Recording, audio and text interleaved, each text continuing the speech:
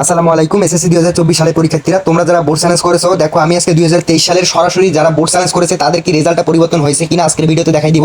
সরাসরি এগুলো কিন্তু লাইভে দেখাচ্ছি। দেখো এগুলো হচ্ছে সরাসরি 2023 সালের বোর্ড সায়েন্সের রেজাল্টের মার্কশিট।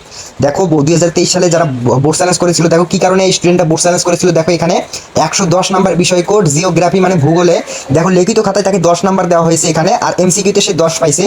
দেখো লিখিত খাতায় 10 নাম্বার দেওয়া হয়েছে, এখানে লিখিত খাতায় ফেল করে দেওয়া হয়েছে। সেই স্টুডেন্টটা বোর্ড সায়েন্স করেছিল, দেখো তার রেজাল্টটা পরিবর্তন হয়নি। এখন তোমাদের যাদের লিখিত খাতায় ফেল হয়েছে তাদেরকে কিন্তু মানে তোমাদের যাদের লিখিত খাতায় 1-2 নাম্বারের জন্য শুধু শর্ট হবে, মানে 1-2 নাম্বারের জন্য তোমরা পাস করতে পারবে না, তাদেরকে লিখিত খাতায় পাস করে দেওয়া হবে। এখানে যারা এমসিকিউতে 1-2 নাম্বারের জন্য ফেল করবে তাদেরকে অবশ্যই পাস করানো হবে। তাই আমি আর এখানে দেখো একই স্কুলের আরেকটা স্টুডেন্ট, দেখো আরেকটা স্টুডেন্টকে এমসিকিউতে ফেল করেছিল, সে বোর্ড সায়েন্স করেছে, সরাসরি এমসিকিউতে পাস করানো হয়েছে। দেখো একই কিন্তু স্কুলের ছাত্র, দেখো আমি দেখাচ্ছি। দেখো এই দেখো রেজাল্টটা চলে আসছে তার। দেখো এখানে সে এমসিকিউতে শর্ট পেয়েছিল, দেখো এমসিকিউতে পাস করানো হয়েছে। এটা হচ্ছে হিস্টোরি মানে ইতিহাস, আর্টস বিভাগের শিক্ষার্থীরা তোমরা জানবে অবশ্যই। দেখো ইতিহাসে সে 9টা এমসিকিউ পেয়েছে, তাকে দেখো গ্রেস নাম্বারটা দেওয়া হয়েছে।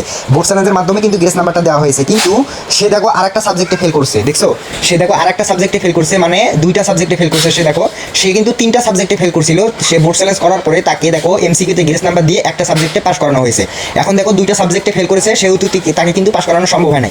দেখো এখানে বিজ্ঞান আর হচ্ছে ম্যাথ, মানে বিজ্ঞান আর ম্যাথে দেখো লিখিত খাতায় অল্প পরিমাণে নাম্বার পেয়েছে, সেজন্য কিন্তু তাকে পাস করানো সম্ভব হয় না। এটা হচ্ছে বোর্ড সায়েন্সের সরাসরি কিন্তু রেজাল্ট। এগুলো 2023 সালের প্রমাণ, আমি কিন্তু প্রমাণ সহকারে ভিডিও বানাইতেছি।